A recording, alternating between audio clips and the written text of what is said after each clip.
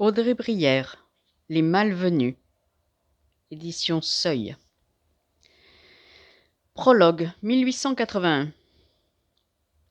Quelques années avant la fin du siècle, on trouva un enfant dans les bois de Combelavaux. C'était un matin d'hiver. Le jour faisait une incursion timide sur la région. En vue, il n'y avait rien. Pas une belette, pas un sanglier, pas un oiseau. Rien que la forêt qui recouvrait les collines enneigées. Quant aux hommes du bourg voisin, il n'y avait pas une âme, vivante, assez hardie pour affronter les températures effroyablement basses qui s'étaient abattues sur le pays. La nature était en sommeil. Seul le comte de Maisonrouge osa sortir de chez lui. La hardiesse n'était pas en cause, mais plutôt l'eau-de-vie, dont il s'imbibait chaque nuit, depuis le trépas de sa femme, 2 ans auparavant, alors qu'elle s'employait à mettre au monde un chétif garçonnet. L'ultime effort lui arracha son dernier souffle. Elle laissa, en vestige de sa vie, un gros lot de tristesse et un demi-orphelin. Ce matin d'hiver donc, le comte enfonça un chapeau de forme à ruban pourpre sur sa tête et quitta le château avant l'aurore, dans l'idée d'aller prendre le frais. C'est que l'eau-de-vie qu'on ingurgitait par malheur tenait chaud. Il siffla ses chiens, 2 choses décharnées et puantes qui vouaient à leur maître une infaillible loyauté, et s'enfonça dans les bois, creusant un sillon dans l'épais duvet de neige encore vierge.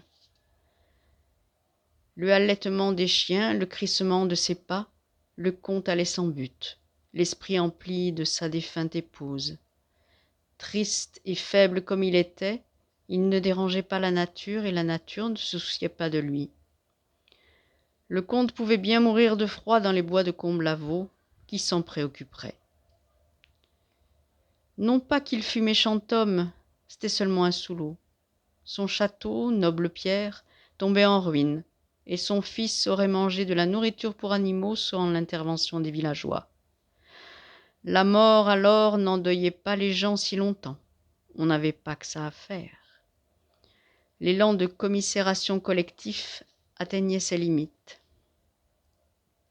Un cri soudain tira le comte de ses sombres pensées, un cri perçant de peur et de colère. Il cligna les paupières pour stabiliser sa vision et marcha sur la provenance du bruit avec un entrain mesuré. Il le trouva là, le petit enfant, assis dans la neige au pied d'un arbre mort, seul, oh combien seul, tout juste vêtu d'une tunique taillée dans une toile de jute, ses pieds minuscules bleus de froid, de la glace dans ses rares cheveux, pâle, frêle, délicat comme une tige exposée à la tempête. La faucheuse essayait de le cueillir, les chiens rebroussaient les babines et grondaient, alléchés par la perspective d'un repas. Si frugal fut-il. Le visage baigné de larmes, l'enfant poussait des vagissements féroces. Le comte en resta statufié. C'était un petit garçon. Laissant là les 2 chiens déconfits, le comte de Maisonrouge quitta promptement le bosquet et retrouva le sentier mal entretenu.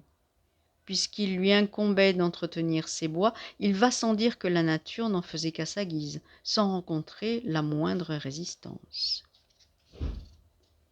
Ignorant la route de sa demeure, il bifurqua sur un chemin qui serpentait entre les vallons.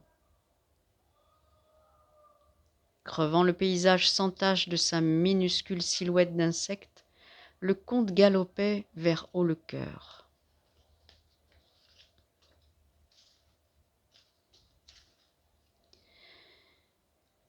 À cet instant très précis, le heurtoir du couvent résonna. D'un même mouvement, Marie et Léonie tournèrent leurs regards vers la porte de la cellule. Le saisissement les tenait si bien qu'il fallut un second coup de heurtoir pour qu'elles se dirigeassent vers la sortie. « À cette heure, qui cela peut-il être ?» maugréa Marie. « Allons-y, avant que cet importun ne rameute tout le couvent. » Les 2 religieuses parcoururent le couloir et sortirent dans la cour enneigée. Le jour pâlissait, jetant une chape de froid sur le monde. Léonie retint une grimace en sentant l'ourlet de sa tunique se gorger d'humidité. La neige traversait ses bas. Marie ne parut pas indisposée, suivant le sentier invisible jusqu'à l'enceinte du couvent. Une bicyclette abandonnée et quelques cerceaux jonchaient les lieux. Comme chaque fois qu'elle traversait la cour du couvent des Ursulines, Léonie s'arrêta un bref instant pour contempler, par-delà les massifs, la vieille serre abandonnée. Quelle vision étonnante que cette structure de verre et de métal qui reflétait les rayons de lumière, et dont le dôme, arrogant, s'élançait vers le ciel, avec des prétentions de clocher. C'était autrefois un lieu majestueux qui avait abrité des espèces de plantes rares venues de lointaines contrées. Hélas, le climat de la région s'était dégradé et les spécimens avaient péri. Quand Léonie était arrivée, il y avait déjà belle lurette que la serre ne servait plus qu'à entreposer de vieux outils de jardinage et des jouets cassés. Personne n'y mettait plus les pieds. L'accès en était strictement interdit. La jeune novice remporta son attention sur le visiteur. C'était le comte de Maisonrouge qui attendait devant la porte bleue, sous l'arcade de pierre. Le comte que l'on ne voyait jamais que chez lui avec ses cabots ou à la taverne. Le comte dont on avait oublié jusqu'au prénom et qui se mourait d'alcool et de douleur, englué dans son veuvage. Marie eut un mouvement d'humeur. « Que voulez-vous, comte, qui n'ait pu attendre quelques heures ?» Léonie, quant à elle, recula comme pour se dérober à la vue du nouvel arrivant.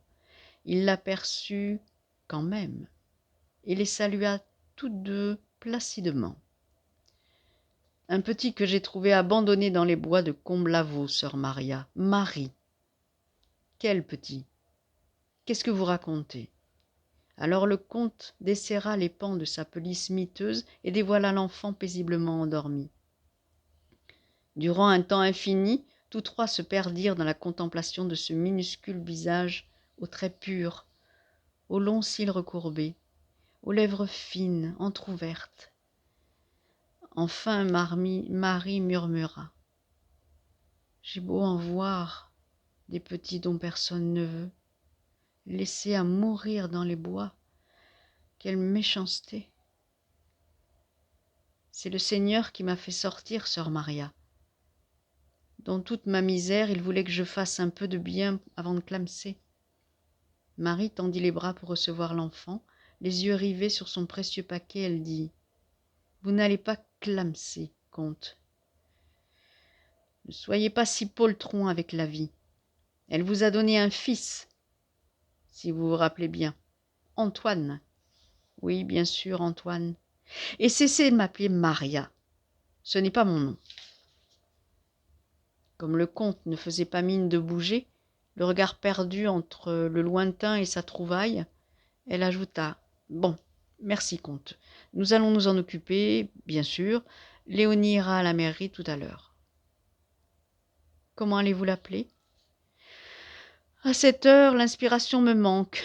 Nous verrons bien. Quelque chose Lavaux, puisque c'est là-bas que vous l'avez trouvé. Ainsi, il sera aisé de s'en souvenir. Léonie, une idée ?» Léonie paraissait mortifiée. La novice fixait le comte la bouche ouverte, avec une insistance qui fit détourner le regard au maître du château de Noble-Pierre. Il prit l'air embarrassé de celui qu'une attention excessive met mal à l'aise. « Eh bien, Léonie, que vous arrive... » Marie ne se tut d'un coup, dévisageant l'expression crispée de sa consoeur, et comprit. Dans ses bras, l'enfant commençait à s'agiter doucement. Son souffle chaud sur son cœur ne la réconforta pas. Elle n'éprouvait que pitié pour la pauvre novice. Léonie, si jeune, regrettait déjà sa décevante récréation dans les bras d'un comte qui, s'il possédait encore de beaux restes, n'en était pas moins un ivrogne malheureux et à demi amnésique. Sans y croire, Marie demanda néanmoins « Comte, vous connaissez sœur Léonie, je crois ?» L'air absent du comte daigna se poser sur la novice, sans que la moindre étincelle vînt éclairer son regard. Il opina poliment du chef, l'air de se conformer à ce que l'on attendait de lui. C'est chose faite, enchanté. Bon, si vous avez plus besoin de moi, je vous laisse le petit Lavaux et je m'en retourne. Bonjour, mes sœurs.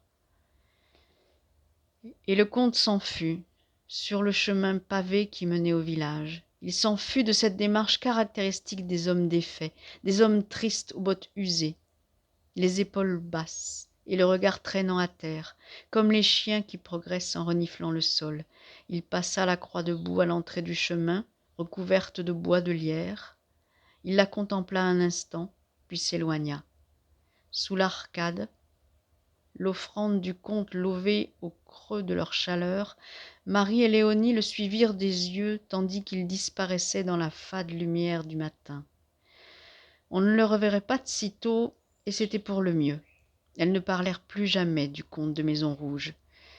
Marie s'occuperait de Léonie, la couverait et la soignerait jusqu'à ce que son enfant naisse et que la vie civile reprenne ses droits sur la novice. En attendant, elles donnèrent un nom au petit orphelin. Elles l'appelèrent Mathias Lavaux.